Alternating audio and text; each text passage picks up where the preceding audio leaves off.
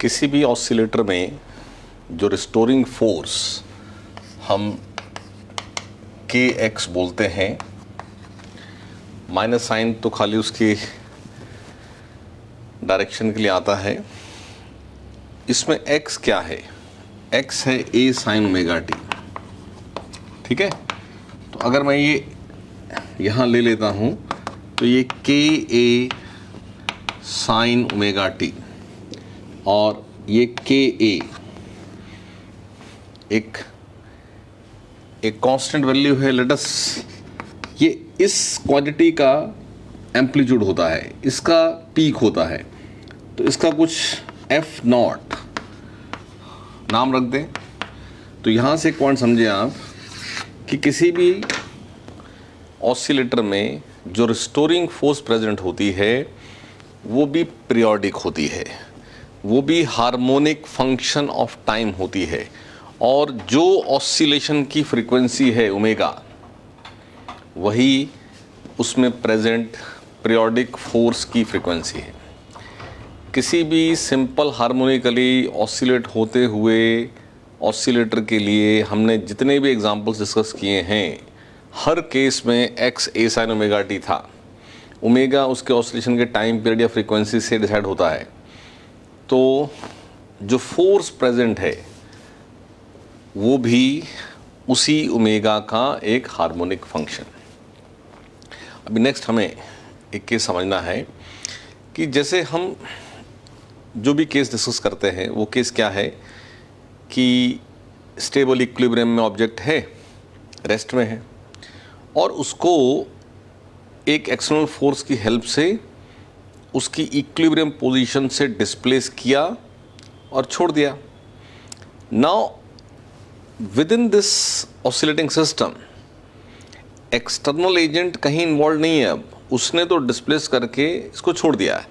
Now there is a force, restoring force, which is acting on it and it is oscillating, and under this oscillation जो time period या omega आती है, omega की बात करें तो अंडर रूट के बाय एम है। के फोर्स कांस्टेंट, एम उस ऑसिलेटिंग ऑब्जेक्ट का मास। लेकिन एक ऐसा केस जिसमें ये पार्टिकल रेस्ट में है, लेकिन इसके कांटेक्ट में कोई ऑसिलेट होता हुआ ऑब्जेक्ट आ गया, कोई ऑसिलेटर जो ऑसिलेट हो रहा है वो इसके कांटेक्ट में आ गया, तो वो इसको इसकी मीन पोजीशन से डिस्टर्ब करेगा। अच्छा, वो कांटेक्ट में आया और कांटेक्ट में आके हटा नहीं, कांटेक्ट में ही रहा। जैसे अगर ये ऑसिलेटर कांटेक्ट में ना आए, हम उसको उसकी इक्विलिब्रियम पोजीशन से डिस्प्लेस करें, हम कोई एफ लगाएं और हम एफ लगा के रखें, तो ये वहीं रुका रहेगा।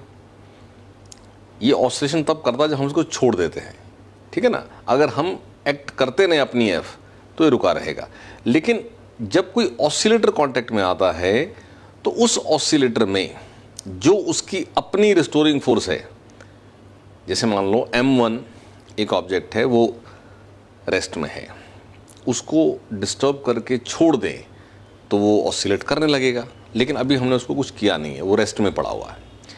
और कोई एक M2 ऑब्जेक्ट है जो अपने किसी सिस्टम में अपने स्प्रिंग या अपने स्प्रिंग फैक्टर की वजह से ऑसिलेट हो रहा है, तो M2 पर क्योंकि वो ऑसिलेट हो रहा है तो उस पर एक पीरियोडिक फोर्स एक्ट हो रही है, उसकी M2 की अपनी फ्रीक्वेंसी है, उससे हो रही है।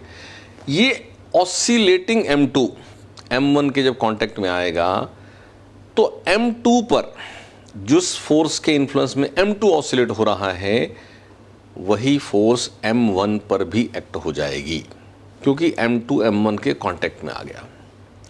तो वो M1 जो रेस्ट में था उसको डिस्टर्ब किया जाने लगेगा, और जो फोर्स डिस्टर्ब करने के लिए आई है वो पीरियोडिक फोर्स है, और वो फोर्स एक्ट होती ही जा रही है, वो ख़त्म नहीं हो रही है। क्योंकि आप इसको डिस्टर्ब करके छोड़ दोगे फ्री, तो ये अपनी जो नेचुरल इसकी फ्रीक्वेंसी थी उससे ऑसिलेट करेगा। लेकिन अगर ये फ्री नहीं है, ये उस एक्सटर्नल पीरियोडिक फोर्स के इन्फ्लुएंस में डिस्टर्ब हो रहा है, तो ये अपनी नेचुरल फ्रीक्वेंसी से नहीं, ये जो आने वाली फोर्स है पीरियोडिक फोर्स, इसकी जो फ्रीक्वेंसी है उस फ्रीक्वेंसी से ऑसिलेट होता है। यानी एक हमारा केस है फ्री ऑसिलेशन, जिस केस में क्या पढ़ा हमने कि हमने जब उसको कोई एफ एक्सटर्नल लगाया तो एफ एक्सटर्नल उसको कितना डिस्प्लेस कर सकता है, एफ एक्सटर्नल इक्वल टू के ए। तो एम्पलीट्यूड ऑफ ऑसिलेशन जो एफ एक्ट हुई इन द बिगिनिंग, उसने डिसाइड किया कितना एफ अपॉन के, और उसके बाद वो एफ हट गई। अब ये ऑसिलेट हो रहा है और इसके ऑसिलेशन की जो ओमेगा है, जो इसके अंदर एग्जिस्ट करने वाली रिस्टोरिंग फोर्स के फोर्स कांस्टेंट के से डिसाइड होती है। और वो ओमेगा क्या है, वो है under root k upon m. ये इसकी नेचुरल ओमेगा बोली जाती है। And such oscillations are known as free oscillations. Damping zero है। अब एक अलग केस क्या है कि ये ऑसिलेटर जो अगर ऑसिलेट कराएं तो नेचुरली ऑसिलेट जब ये होता है तो इसके ऑसिलेशन की frequency let us suppose omega naught है। लेकिन अब ये कैसे ऑसिलेट हो रहा है कि कोई दूसरा ऑसिलेटर इसके कांटेक्ट में आ गया है और कांटेक्ट मेंटेन्ड है, हट नहीं रहा है। तो उस ऑसिलेटर के अंदर जो रिस्टोरिंग फोर्स थी, जिसकी जो खुद पीरियोडिक है, जिसकी अपनी कोई फ्रीक्वेंसी ओमेगा है, ओमेगा फ्रीक्वेंसी की पीरियोडिक फोर्स इस पर एक्ट हुए जा रही है। तो इस फोर्स के इन्फ्लुएंस में नो डाउट जब ये ऑसिलेट हो रहा होता है तो इसकी अपनी खुद की फोर्स भी पिक्चर में आ जाती है। तो ये दोनों के इन्फ्लुएंस में ऑसिलेट हो रहा होता है, लेकिन दोनों फोर्सेस चाहे एक्ट हों, लेकिन ये ऑसिलेशन की फ्रीक्वेंसी नेचुरल ओमेगा नॉट ना हो करके जो एक्सटर्नल फोर्स आई है उसकी ओमेगा से ऑसिलेट होता है। और साथ ही साथ इसका एम्पलीट्यूड, क्योंकि फोर्स तो एक्ट हुए जा रही है। जो हमने पहले केस किया उसमें क्या था कि F ने उसको डिस्प्लेस किया, F इक्वल टू के ए, और F हट गई, तो एम्पलीट्यूड F बाई के है। बट इस केस में तो जो फोर्स एक्ट हो रही है वो एक्ट हुए जा रही है, तो आपके पास रेस्ट था, एम्पलीट्यूड धीरे धीरे बढ़ता है और बढ़ते बढ़ते फाइनली एक वैल्यू एम्पलीट्यूड की आकर के एम्पलीट्यूड कांस्टेंट हो जाता है। जब एम्पलीट्यूड जब तक बढ़ रहा है तब तक इसकी फ्रीक्वेंसी थोड़ी डिस्टर्ब सी रहती है। मतलब ये खुद कोशिश कर रहा होता है अपनी नेचुरल से ही वाइब्रेट होने की, लेकिन कर नहीं पा रहा होता। लेकिन फाइनली इसकी जो ओमेगा सेट होनी है, यानी हम फाइनली इसका ऑसिलेशन जब स्टडी करते हैं तो तब ही करते हैं जब इसका एम्पलीट्यूड कांस्टेंट हो गया।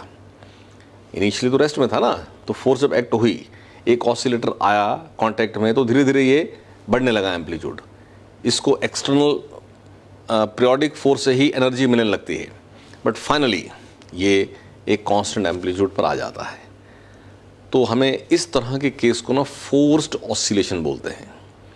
जब कोई ऑसिलेटर अपनी नेचुरल फ्रीक्वेंसी से ऑसिलेट ना हो करके उस एक्सटर्नल पीरियोडिक फोर्स की फ्रीक्वेंसी से ऑसिलेट हो जो उस पर कंटिन्यूसली एक्ट हो रही है, such case of oscillation is known as forced oscillation.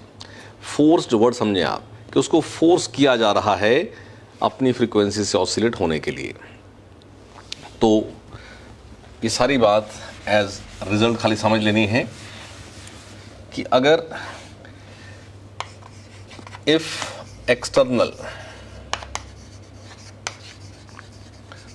periodic force F equal to F naught sin omega t acts on an oscillator whose natural angular frequency is omega naught, then differential equation is m d2x by dt square equal to minus kx plus f not sine omega T. ये जो oscillator है जिसकी natural omega naught थी, उसके अंदर अपनी restoring force भी है ना साथ में, माइनस के एक्स प्लस जो external I F not sine omega T. और ये डिफरेंशियल इक्वेशन का जो सॉल्यूशन है, यानी वो finally the oscillator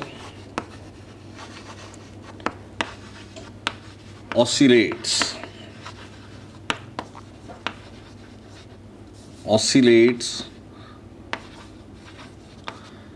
with constant amplitude A and with the frequency of external periodic force, ठीक है, with the frequency of external periodic force and not with its own natural frequency omega naught.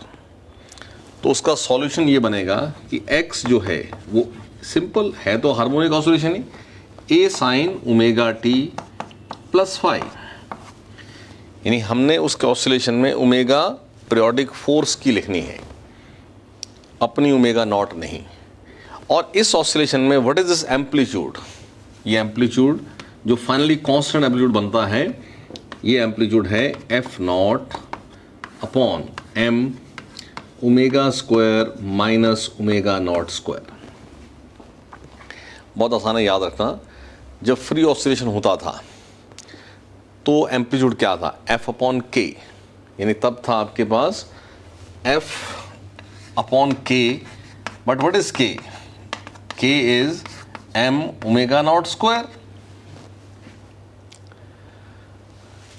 तो dimensionally ध्यान रखें ना, ये force upon m omega square amplitude होता है।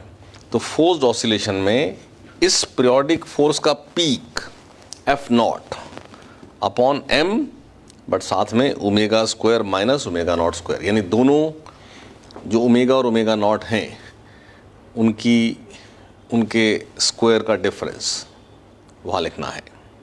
यानी जितना ये डिफरेंस कम होता है उतना एम्पलीट्यूड जो फाइनली अटेन होता है वो ज़्यादा होता है, ठीक है। लेकिन प्रैक्टिकली हमेशा डैम्पिंग प्रेजेंट है, चाहे वो फ्री ऑसिलेट हो चाहे वो फोर्स्ड ऑसिलेट हो। Damping is the friction of medium, वो दोनों केस में हो सकती है। तो यहाँ ये पॉइंट भी समझना है कि अगर यहाँ भी डैम्पिंग साथ में हम कंसीडर कर लें, ये वो केस है जब हमने डैम्पिंग नहीं है उसकी बात की, तो डैम्पिंग साथ में आ जाएगा। तो इस इक्वेशन में माइनस बी वी और लिख लोगे आप, b is the damping constant, ये डैम्पिंग फोर्स है, यानी ये एक्सटर्नल पीरियोडिक फोर्स हो गई, ये डैम्पिंग फोर्स हो गई, ये उसकी अपनी खुद की रिस्टोरिंग फोर्स हो गई। तो ये इक्वेशन हो जाएगी। तो इस इक्वेशन का इस सिचुएशन में भी आपके पास इक्वेशन यही बनती है, यानी अभी भी जो उसकी फ्रीक्वेंसी होनी है वो एक्सटर्नल पीरियोडिक फोर्स की ही होनी है, उसमें कोई चेंज नहीं है। द ओनली थिंग इज कि जो एम्पलीट्यूड एक्वायर होता है वो एम्पलीट्यूड इससे कुछ कम हो जाता है। वो क्या है, एम्पलीट्यूड है कांस्टेंट, यहाँ एम्पलीट्यूड डिक्रीजिंग विद टाइम नहीं है, यहाँ एम्पलीट्यूड कांस्टेंट डैम्पिंग के बावजूद कांस्टेंट रहता है, क्योंकि यहाँ एक फोर्स और हर समय एक्टिंग है ना, तो वो सोर्स ऑफ एनर्जी बनी रहती है। तो वो कांस्टेंट एम्पलीट्यूड जो डैम्पिंग के साथ में आता है, डैम्पिंग प्रेजेंट हो या ना हो, ये ओमेगा सेम ही रहेगी, एम्पलीट्यूड कांस्टेंट ही रहेगा। But if damping is also present, तो जो एम्पलीट्यूड ए है वो F naught upon m under root of omega square minus omega naught square whole square plus b omega by m square. ये सब हमें याद करना है, ठीक है। तो बिना डैम्पिंग नहीं है, मतलब बी पार्ट इज ज़ीरो, तो इसको ये ज़ीरो हो जाएगा और इसका रूट है तो स्क्वायर हट जाएगा, तो यही बन जाएगा, ठीक है। तो फोर्स्ड ऑसिलेशन में जितना ओमेगा और ओमेगा नॉट का डिफरेंस कम होगा उतना ये डिनोमिनेटर कम हो जाएगा, तो एम्पलीट्यूड बढ़ जाएगा, ठीक है। तो वो केस ऑफ फोर्स्ड ऑसिलेशन जिस केस में omega and omega naught equal हो जाएं, यानी जो एक्सटर्नल पीरियोडिक फोर्स एक्ट हो उसकी भी फ्रीक्वेंसी वही हो जो उसकी नेचुरल है, that is known as case of resonance, ठीक है। तो resonance is the case of forced oscillation. Resonance is the case of forced oscillation in which the frequency of external periodic force is equal to the natural frequency of oscillator। और resonance में अगर damping zero है तो जो constant amplitude acquire होना है उसका answer आता है infinite, because omega equal to omega naught होने में ये डिनोमिनेटर ज़ीरो हो जाएगा, यानी उस केस में एम्पलीट्यूड बढ़ता ही चला जाता है। एम्पलीट्यूड आपके पास कभी भी फाइनाइट नहीं होता है, it goes on increasing with time, ठीक है। लेकिन प्रैक्टिकली क्योंकि ऐसा कभी होना ही नहीं है कि डैम्पिंग ना हो, इसलिए ये केस हमें ऑब्जर्व नहीं होता है, हमें यही केस ऑब्जर्व होता है। और यहाँ पर ये इक्वल हो भी जाएं तो भी ये तो रहता है ना, ठीक है ना। लेकिन इस केस में भी डैम्पिंग के साथ वाले केस में भी when omega is omega not, तो एम्पलीट्यूड जो ऑब्जर्व होगा वो मैक्सिमम होगा, यानी ओमेगा अगर इक्वल टू ओमेगा नॉट नहीं है, let us say A dash है, omega equal to omega naught है तो ए है, तो confirm A greater than A dash होगा। ये ओमेगा इस ओमेगा नॉट से लेस होने दो, ज़्यादा होने दो, क्योंकि सब्ट्रैक्ट होकर के स्क्वायर होना है। अगर इन दोनों का डिफरेंस पॉजिटिव हो या नेगेटिव हो, स्क्वायर होकर के तो ऐड ही होना है ना। तो ये डिनोमिनेटर मिनिमम कब होना है, when this is equal to this. तो इसीलिए हमारे पास एम्पलीट्यूड जो एक्वायर होना है in presence of damping, that amplitude versus जो हमारी ओमेगा एक्सटर्नल है उसका ग्राफ पूछ लिया जाता है। तो ग्राफ इस तरह से है, ये ग्राफ ये शो कर रहा है कि देयर इज अलग अलग ओमेगा करने पर एम्पलीट्यूड ऑब्जर्व अलग अलग है। हम नेचुरल जो ओमेगा नॉट है वो तो है, जो ऑसिलेट हो रहा है उसकी नेचुरल है। जो एक्सटर्नल हम ला रहे हैं वो ओमेगा कुछ भी हो सकती है, तो अलग अलग ओमेगा के ऑसिलेटर ला करके उस ऑसिलेटर को ऑसिलेट कराओ जिसकी नेचुरल ओमेगा नॉट है, तो आपको अलग अलग ओमेगा पर अलग अलग एम्पलीट्यूड ऑफ ऑसिलेशन मिलता है। लेकिन एक ओमेगा है जिस पर हमें एक मैक्सिमा मिल रहा है, और ये ओमेगा वही है जो कि उस ऑसिलेटर की अपनी ओमेगा नॉट है। आपके एक्सटर्नल पीरियोडिक फोर्स की ओमेगा इस ओमेगा नॉट से ग्रेटर होने दो, इससे लेस होने दो, आपके पास एम्पलीट्यूड इस एम्पलीट्यूड से, एम्पलीट्यूड एट रेजोनेंस से कम हो जाएगा। और जितना डैम्पिंग कांस्टेंट कम होगा उतना ये मैक्सिमा और बढ़ेगा। यानी सेम केस में अगर मैं डैम्पिंग बढ़ा दूं तो ये ग्राफ ऐसा भी मिल सकता है। इस केस में डैम्पिंग कांस्टेंट B1 है, इस केस में डैम्पिंग कांस्टेंट B2 है।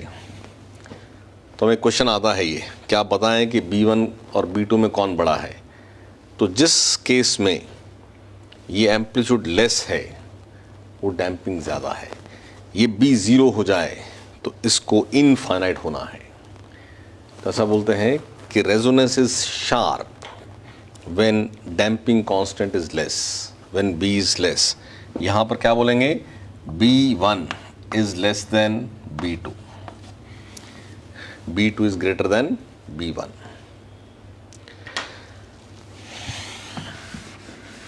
तो कभी कभी हमें ऐसा क्वेश्चन भी बना के पूछते हैं, जैसे हमें एक सिंपल पेंडुलम में ये पता है कि ओमेगा जो है √G/L है, तो जिसकी लेंथ से ओमेगा डिसाइड हो रही है, G तो फिक्स ही है। तो इस तरह से क्वेश्चन बना देते हैं कि ये एक कोई स्ट्रिंग है, कोई थिन वायर कह सकते हैं, और ये इस तरह से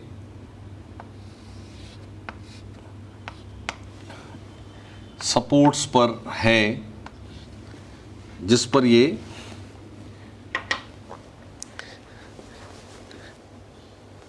एक थिन वायर पर ये जिन सपोर्ट्स पर रखी हुई है उन सपोर्ट्स पर ऐसा घूमने के लिए फ्री है।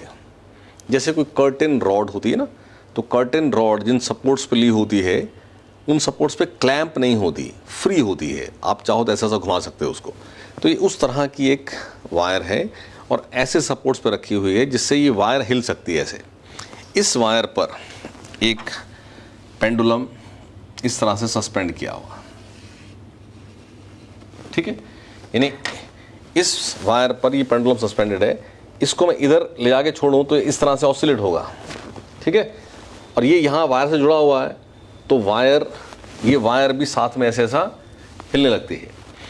तो ये लेट अस से पेंडुलम A, और इसके साथ इसी वायर पर और पेंडुलम भी हैं, जैसे ये है B, ये है C और ये है D। एक ही वायर पर ये 4 पेंडुलम्स शो किए हुए। अब हमने क्या किया, B-C-D को हमने कुछ नहीं किया, हमने खाली पेंडुलम A को डिस्टर्ब करके छोड़ दिया। Now pendulum A is oscillating freely, लेकिन वो ऑसिलेट हो रहा होगा तो उसकी पीरियोडिक फोर्स B-C-D को पास ऑन हो जाएगी with the help of the string, क्योंकि स्ट्रिंग भी इस तरह से मूव होने के लिए फ्री थी। तो B-C-D के ऑसिलेशन को हमने स्टार्ट नहीं किया, B-C-D ऑसिलेट होने लगे A के इन्फ्लुएंस में। तो A का ऑसिलेशन फ्री है, B-C-D तीनों का ऑसिलेशन फोर्स्ड है। तो यहाँ आपसे ये लेंथ L अलग है, ये L1 है। अब क्वेश्चन में यहाँ ऐसे पूछा जाएगा कि पेंडुलम B का टाइम पीरियड क्या है, तो हम जल्दी से 2π√L/G याद है तो हम इसकी लेंथ यूज़ कर जाते हैं, लेकिन अब ये फोर्स्ड है, फ्री नहीं है, तो ये इसी की ओमेगा से ऑसिलेट होगा और इसका टाइम पीरियड इसकी लेंथ से आता है। तो ये B-C-D तीनों का टाइम पीरियड ऑफ ऑसिलेशन वही होगा जो A का है, क्योंकि B-C-D तीनों फोर्स्ड में हैं। और फिर ऐसा भी क्वेश्चन कि B, C और D तीनों के फोर्स्ड ऑसिलेशन में जो एम्पलीट्यूड ऑफ ऑसिलेशन है वो किसका ज़्यादा है, तो C की लेंथ वही शो की है जो A की है, यानी C की अपनी खुद की नेचुरल ओमेगा वही है जो इस A की है। तो C का ऑसिलेशन फोर्स्ड है but it is the state of resonance. तो क्योंकि ये स्टेट ऑफ रेजोनेंस है तो किसी भी और ओमेगा से कंपेयर करेंगे, मतलब हम ये नहीं कंपेयर कर सकते हैं कि B और D में किसका ज़्यादा होगा, क्योंकि हमें कोई लेंथ की इन्फॉर्मेशन गिवन नहीं है, लेकिन C का B से ज़्यादा होगा और C का D से भी ज़्यादा होगा। C का किसी भी और लेंथ का पेंडुलम बना लो, C ज़्यादा होगा, because C is in the state of resonance.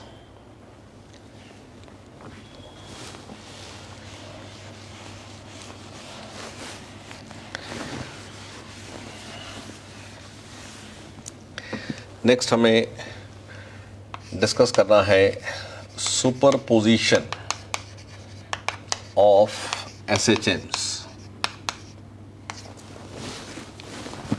Such SHMs which are directed in same direction.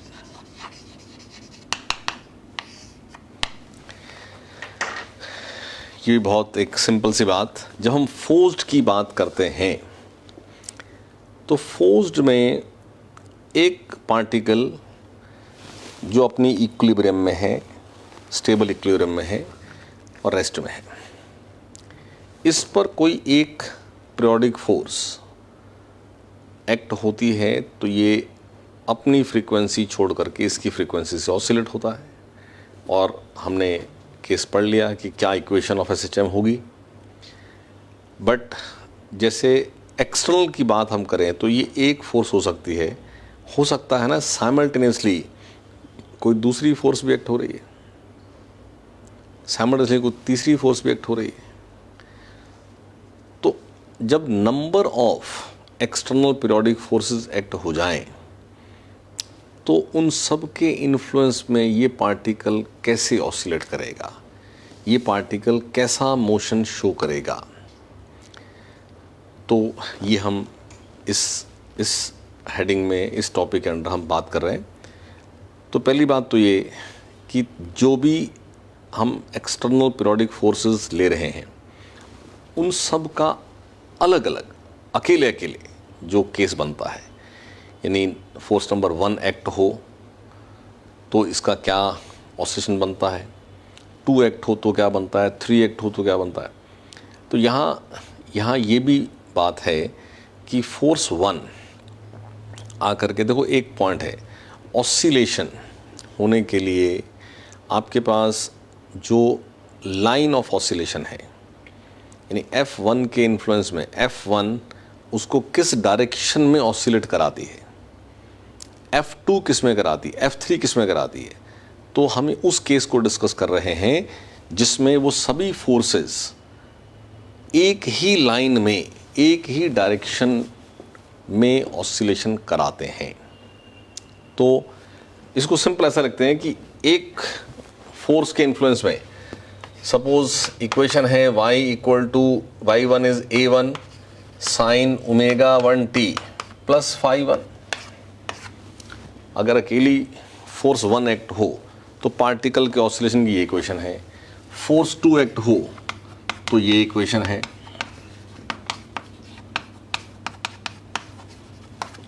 Force 3 act हो तो ये इक्वेशन है. और इस तरह से आपके पास नंबर ऑफ फोर्सेस हो सकते हैं, लेट अस से n फोर्सेस. ठीक है. तो जब ये सब एक साथ एक्ट होती हैं तो रिजल्टेंट उसका मोशन ऑसिलेशन होता है नहीं होता है ये नहीं पता है, लेकिन उसका मीन पोजीशन तो डिफाइन थी ना, इक्विलिब्रियम पोजीशन थी. उसका मीन पोजीशन से उस लाइन के लॉन्ग कुछ डिस्प्लेसमेंट तो होने लगता है. पीरियोडिक होता है नहीं होता है वो पता नहीं, लेकिन उसका y is the displacement from that equilibrium position. That displacement जो कि पहले हर समय 0 था, जब ये सब एक्ट हो जाती हैं तो वो चेंज होने लगता है. और वो y एट एनी t क्या है, तो प्रिंसिपल ऑफ सुपरपोजिशन ये है, प्रिंसिपल ऑफ सुपरपोजिशन कि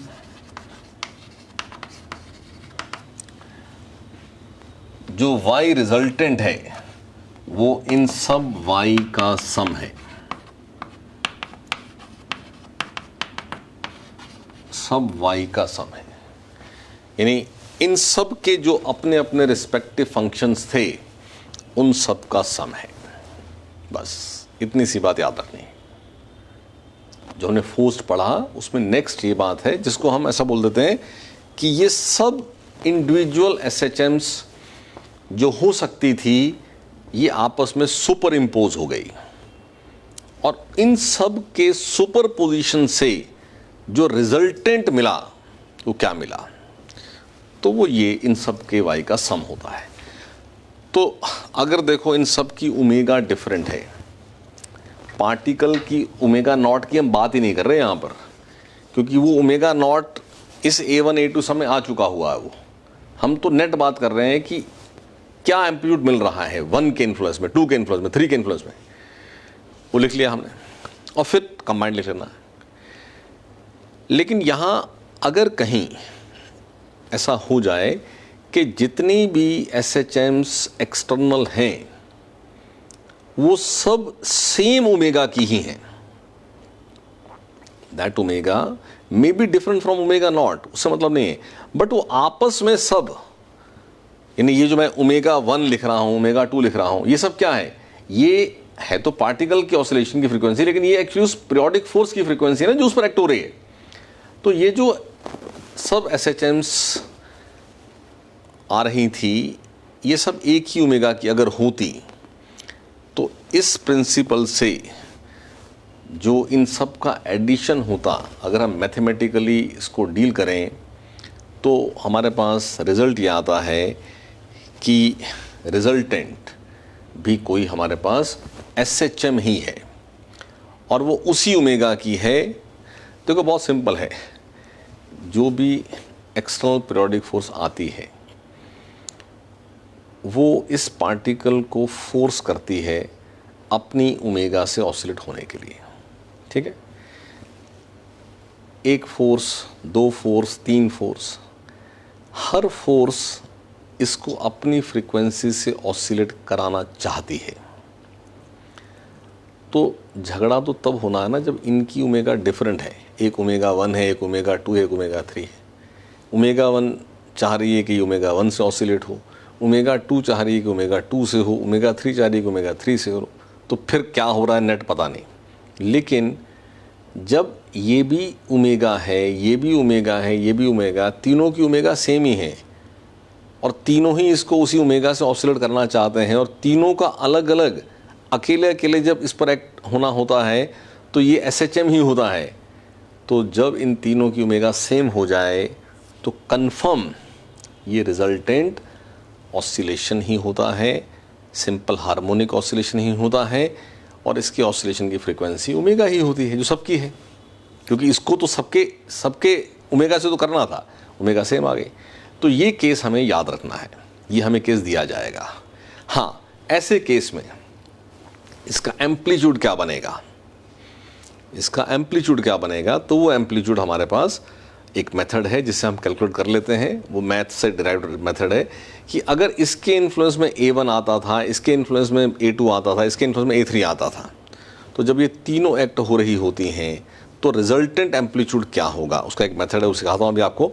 लेकिन जो रिजल्ट होगा वो ओमेगा वही होगी जो इन तीनों की है, और ये SHM ही होगा। यानी if omega is same, if all omegas are same, यानी मैं इन सब को ऐसा सेम ओमेगा लिख दूं, if the super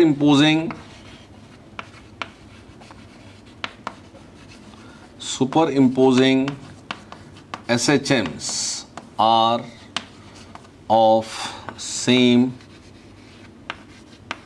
frequency, then resultant Y is some A sin omega t plus phi। ये सब A1, A2, A3, जो ये ओमेगा है कॉमन वही ओमेगा, बट इसका एम्पलीट्यूड इन सब से डिफरेंट, और ऐसे ही ये इनिशियल फेज भी इन सब से different. How this amplitude and how this phi is decided, तो उसका एक मेथड, और मेथड ये है कि आप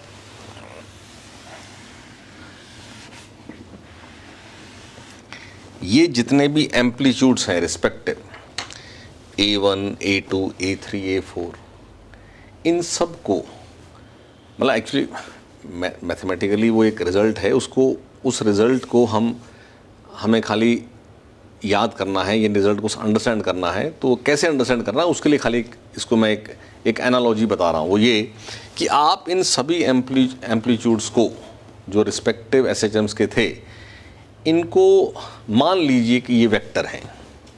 कोई वेक्टर जैसे होता है, जैसे हम कहें कि एक हॉरिजॉन्टल प्लेन में एक फोर्स ईस्ट में एक्टिंग है, एक फोर्स नॉर्थ में एक्टिंग है, एक फोर्स नॉर्थ ईस्ट में कहीं एक्टिंग है ना, एक कहीं नॉर्थ वेस्ट में है। लाइक दैट हम हॉरिजॉन्टल प्लेन में फोर्सेस ले लें, कोई फोर्स कहाँ है, कोई फोर्स कहाँ है। तो आपने इन सभी एम्पलीट्यूड्स को एक प्लेन में वेक्टर्स मान लेना है। जैसे हम एक ईस्ट ले रहे हैं, राइट, जैसे मान लो ये एक्स वाई प्लेन है, मान लो। तो इस एक्स वाई प्लेन में मैं पॉजिटिव एक्स डायरेक्शन रेफरेंस ले लूँ, तो हर वेक्टर की डायरेक्शन का इस एक्स से एंगल आ जाएगा ना, एंगल डायरेक्शन के साथ एंगल डिफाइन हो जाएगा। और अब हम चाहें तो इस एक्स के परपेंडिकुलर कोई वाई लेकर के और हर वेक्टर को i cap j cap as component rectangular components में रिजॉल्व करके लिख सकते हैं। तो इन सब वेक्टर्स का जो सम बनेगा वो नेट कुछ आई कैप जे कैप बनेगा, जिससे नेट वेक्टर का मैग्नीट्यूड मान लो नेट बनता है a i cap plus b j cap. तो नेट मैग्नीट्यूड होता है √a² + b², और साथ में थीटा विद एक्स एक्सिस जो है वो tan इनवर्स b/a। तो यही मेथड है इस a और फाई को ढूंढने का। और हम यहाँ ये जो भी फिगर बनती है, डायग्राम बनता है, इसको बोल देते हैं फेजर डायग्राम। यानी आपने एम्पलीट्यूड्स को एज वेक्टर शो करना है और उनके जो ये फाई हैं रिस्पेक्टिव, जैसे मान लो मैंने एक रेफरेंस ले लिया कि ये रेफरेंस ज़ीरो फेज है। अब पहला A1 में क्या है, +φ1।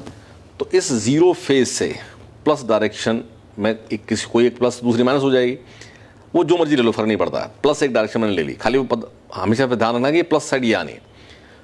तो ये φ1 ज़ीरो फेज डिफाइन किया, इससे φ1 प्लस तो यहाँ A1 शो कर दिया, φ2 प्लस तो A2 शो कर दिया, φ3 प्लस A3 शो कर दिया।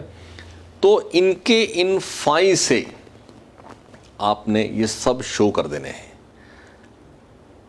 अब आप इस प्लेन में इन सब वेक्टर्स की डायरेक्शन इनके इनिशियल फेज ने एक्सप्लेन की, और इनकी जो वैल्यूज़ थी वो इनके मैग्नीट्यूड्स हैं। आपको वेक्टर रिजल्टेंट ढूंढना आता है।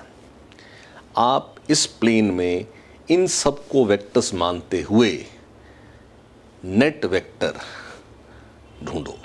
जो नेट वेक्टर आएगा उसका जो मैग्नीट्यूड होगा वो ये A है, ये A, और उस नेट वेक्टर का आपके ज़ीरो फेज के साथ जो डायरेक्शन आए, वो हो सकता है प्लस आए, हो सकता है माइनस आए, जो आए वो ये फाई है। बहुत डिफ़िकल्ट क्वेश्चन नहीं आता है, आसानी क्वेश्चन आता है। ये हमने लिख दिए n, एट दी मोस्ट आपको 3 से ज़्यादा नहीं केस देते, और 3 वेक्टर्स का रिजल्ट ढूंढना तो बहुत ही आसान है, ठीक है ना। और 3 अगर कहीं 2 दे दिया वो तो कुछ भी मुश्किल नहीं है।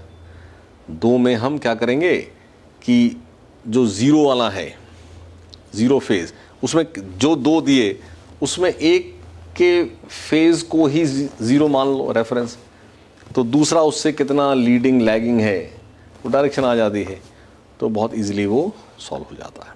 ये केस आपको सुपरपोजिशन का सेम ओमेगा वाला केस, इस पर क्वेश्चन आने हैं, और इसमें ध्यान रखना है कि ये सेम लाइन होना ज़रूरी है। यानी ये y दिया होगा तो ये भी y दिया होगा, ये x दिया होगा तो ये भी x दिया होगा। और ऐसा भी हो सकता है कि आपको ये दोनों, जैसे कोई 2 का ही केस है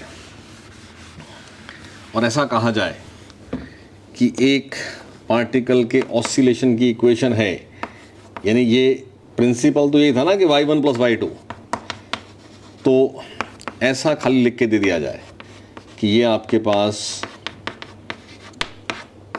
और ये,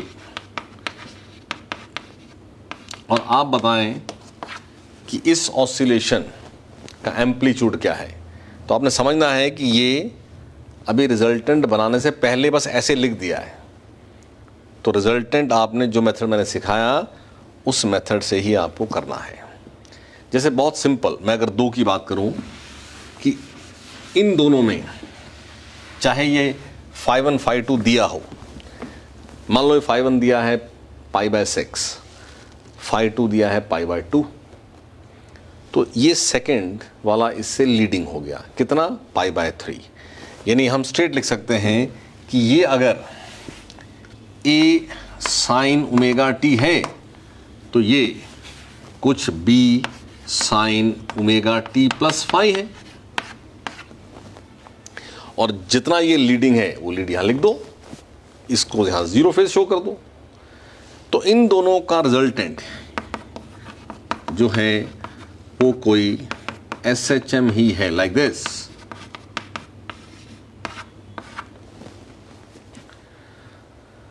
तो व्हाट इज दिस A? तो मैंने एक XY प्लेन इमेजिन किया, इसमें ये 0 फेज है, ठीक है, और A यहां शो किया एज वेक्टर, B इससे प्लस फाई, B यहां शो किया और ये फाई है। तो 2 वेक्टर्स हो गए A और B, और उनके बीच में एंगल हो गया फाई। तो इनका रिजल्टेंट होता है, रिजल्टेंट का मैग्नीट्यूड होता है A² + B² + 2AB cos phi under root, और ये A होगा, ये A होगा। अरे समझ में? और वो रिजल्टेंट जैसे हमें पता है वेक्टर्स में कि A और B का रिजल्टेंट ये यहाँ कहीं होता है, A, ठीक है नहीं, इसका नाम A रखेंगे, ये A है ये। तो ये हमारे 0 फेज से इतना प्लस में है, तो ये प्लस थीटा लिखा हुआ। But what is the value of this theta? A और B वेक्टर का रिजल्टेंट वेक्टर अगर A के साथ थीटा बना रहा है तो tan थीटा जो है वो B sin phi upon A plus B cos phi होना है। अरे समझ में? तो यहाँ आपने वो सॉल्व करके ये वैल्यू यहाँ बता दी। ज़्यादातर हमें 2 वेक्टर्स का ही केस आता है जो कि बहुत ही आसान होता है, और उसमें भी और काम आसान कर दिया जाता है कि ये लिखा है A sin ωt और ये लिखा है B cos ωt। मान लो यहाँ ये B cos ωt लिखा है, तो cos ωt का मतलब है कि ये sin ωt प्लस π/2 है। तो यानी A और B क्या है? Mutually perpendicular. तो ऐसे केस में व्हाट इज दिस A? तो A है under root A² plus B²। And what is this theta? तो theta is tan inverse B upon A। ठीक है?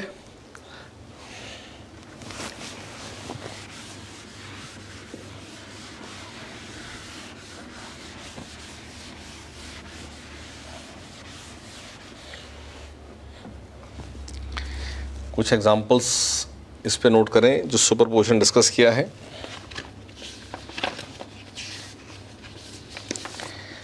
जैसे एक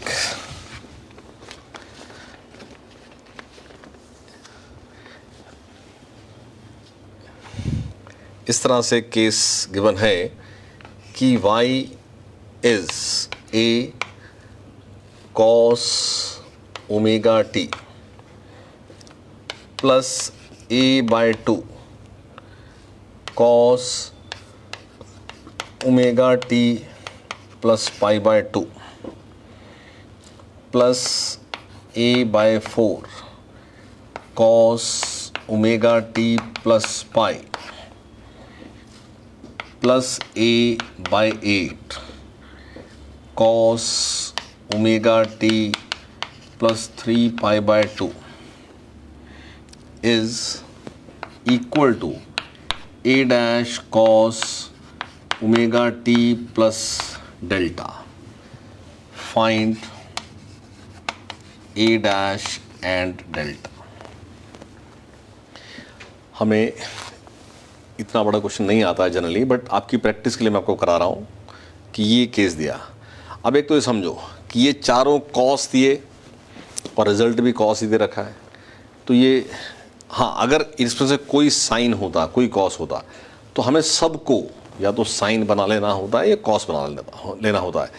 तो जनरली हम साइन ही बनाते हैं, बट यहाँ कॉस ही दिया है और रिजल्ट भी कॉस है, तो इसको कॉस में चलने दो, कोई फ़र्क नहीं पड़ेगा, सारी बात सेम चलेगी। तो अभी रिजल्टेंट इनका ओमेगा देखो सबका सेम है, तो रिजल्टेंट SHM है, इसलिए SHM लिखा है। तो ए डैश यानी रिजल्टेंट एम्पलीट्यूड बताना है और साथ ही इनिशियल फेज बताना है। तो यहाँ सेम जैसा भी किया था, मैं यहाँ एक प्लेन बना लेता हूँ और इसको मैं 0 फेज ले लेता हूँ। तो ये ए 0 फेज है, ये ए हो गया, ये ए। नेक्स्ट इज a/2, बट इससे π/2 लीड है, π/2, तो ये है a/2। इसके पास इससे पाई की लीड है, ये है a/4, और इसके पास 3π/2, इस रेफरेंस से 3π/2, तो वो ये बनेगा, और वो कितनी है, वो a/8 है। अरे वो समझ में?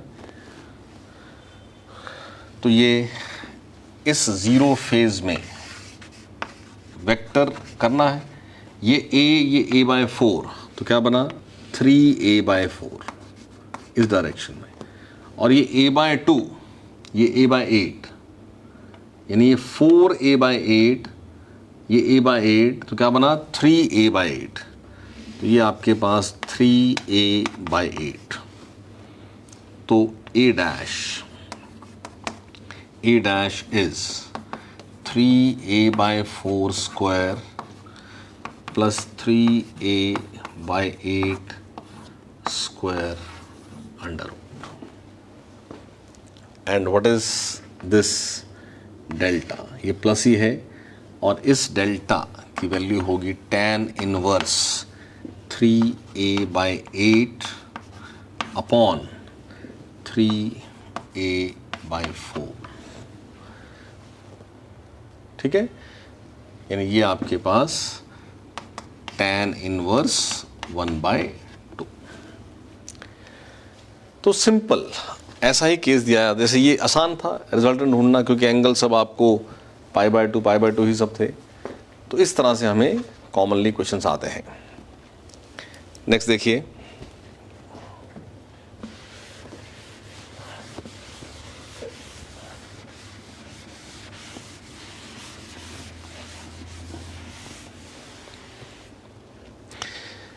एक पार्टिकल का ऑसिलेशन का इक्वेशन गिवन है 3 sin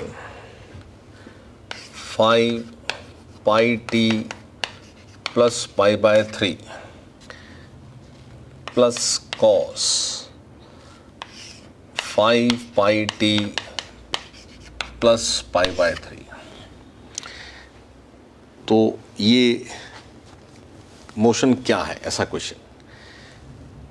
तो ये यहाँ ओमेगा इज सेम 5π, और यहाँ भी प्लस π/3 और यहाँ भी प्लस π/3, लेकिन ये cos, यानी इस टोटल में प्लस π/2 और करेंगे, यानी ये रिजल्टेंट है 3 sin 5πt plus π/3 plus sine 5πt plus π/3 plus π/2। तो रिजल्टिंग SHM ही है,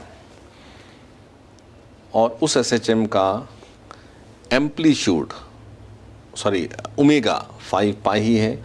और अगर एम्पलीट्यूड की बात करें तो इन दोनों में फेज का डिफरेंस π/2 है। तो इसका एम्पलीट्यूड है 1, इसका है 3, तो तो रिजल्टिंग एम्पलीट्यूड जो है वो 3 square plus 1 square under root है, यानी कि √10 है, और ओमेगा 5 पाई भी है। यानी ये एक SHM ही है। बहुत बार ना हमें ये पूछा जाता है कि SHM है कि नहीं है। देखो ये ओमेगा और ये ओमेगा सेम है तो SHM है। अगर ये ओमेगा डिफरेंट दे दी जाए ना तो जैसे मैंने पहले बताया फिर रिजल्ट क्या हमें नहीं पता, लेकिन वो SHM नहीं है। SHM होने के लिए इसको सिंपल एक ऐसे फंक्शन में रिड्यूस होना चाहिए, एक simple harmonic function a sin omega t plus phi, तो रिजल्ट एक SHM है। नेक्स्ट और एक स्टेटमेंट है क्वेश्चन में, 3 SHM of equal amplitude A and equal time period in the same direction combine means superimpose। तीनों का एम्पलीट्यूड A है और तीनों सेम डायरेक्शन में है और तीनों का सेम टाइम पीरियड यानी सेम ओमेगा है। The first is 60 degree ahead of second and second is 60 degree ahead of third, then what is the amplitude of resultant oscillation? तीनों का एम्पलीट्यूड सेम A है, सेकेंड थर्ड से ahead है, यानी ये phase of third अगर show हो रहा है तो सेकेंड थर्ड से 60 डिग्री अहेड और फर्स्ट सेकेंड से 60 डिग्री अहेड। ठीक है, वो एक्चुअली 60 प्लस 60 हो जाता 120। तो इसका फिगर बनाएंगे प्रॉपर तो ये बनेगा कि ये आपके पास सेकेंड है 60 डिग्री अहेड और इससे फर्दर 60 डिग्री अहेड जाएंगे तो आपके पास ये डायरेक्शन आ जाएगी।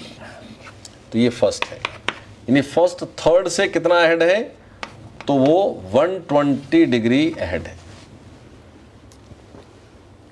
रिजल्टेंट। अब जल्दी से वेक्टर्स में सब पता है हमें, ये A तीनों A हैं, ये तीनों A हैं, तो दो वेक्टर्स A और A अगर एंगल 120 हो तो रिजल्टेंट A ही होता है और बाइसेक्टर के अलावा होता है। तो इस A और इस A का रिजल्ट बना A और वो इसी डायरेक्शन में आ गया और इस डायरेक्शन में ऑलरेडी A था, तो वो A और ये A की डायरेक्शन में हो गए, तो रिजल्टेंट जो है वो 2A है और वो सेकंड वाला जो फेज है उसके उसमें है, यानी रिजल्टेंट एम्पलीट्यूड पूछा है खाली तो आंसर आएगा 2A। लेकिन अगर फेज पूछेंगे तो resultant SHM has the same phase as the phase of second, यानी वो थर्ड से जो रिजल्टेंट है वो थर्ड से 60 डिग्री लीडिंग लेकिन फर्स्ट से 60 डिग्री लैगिंग।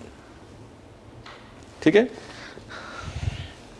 तो ये इस तरह से आपको सिंपल क्वेश्चंस रहते हैं। बहुत बार इस तरह से केस है कि एक y1 दिया है 4 sin ओमेगा t और एक y2 दिया है 10 sin omega t plus c cos omega t। और क्वेश्चन ये है कि दो केस हैं, अगर इन दोनों के एम्पलीट्यूड सेम है तो what is the value of c। तो फर्स्ट केस का एम्पलीट्यूड तो क्लियर है 4, बट सेकंड केस एक्चुअली क्या है 10 sin omega t plus 10c sin omega t plus π/2।